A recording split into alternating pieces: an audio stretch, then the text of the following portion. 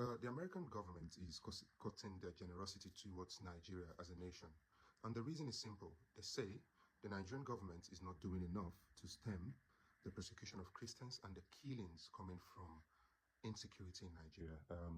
There's been growing concerns and frustration from America over the Nigerian government's response to the attacks on Christians, Christian communities, even generally Muslims, and insecurity in general.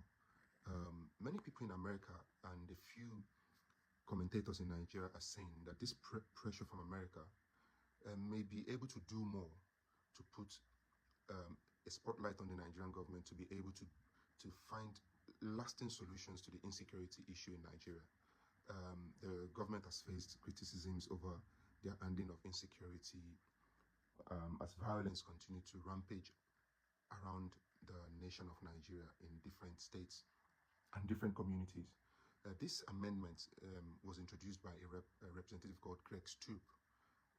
His appropriation that the bill is sent was to ask the House to make a law to cut funding for Nigeria 100%.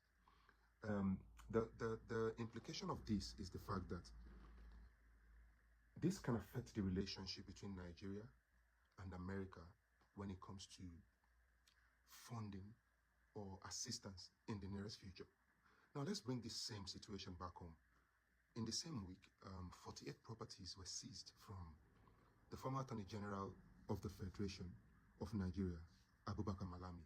He served under the Buhari administration. Buhari appointed him as the Attorney General in 2015, and he served up till 2023, when the Buhari administration was going to hand over to the new government. About over 200 billion naira was said to be the worth of these properties that were seized from Malami, which include houses, estates, universities, companies and industries. He was fortunate enough to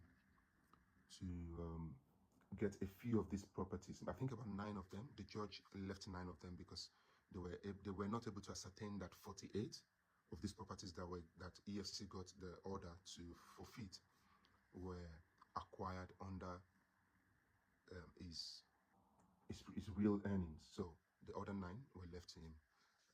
They were given 14 days to prove that they got these assets legally, but unfortunately they couldn't do that.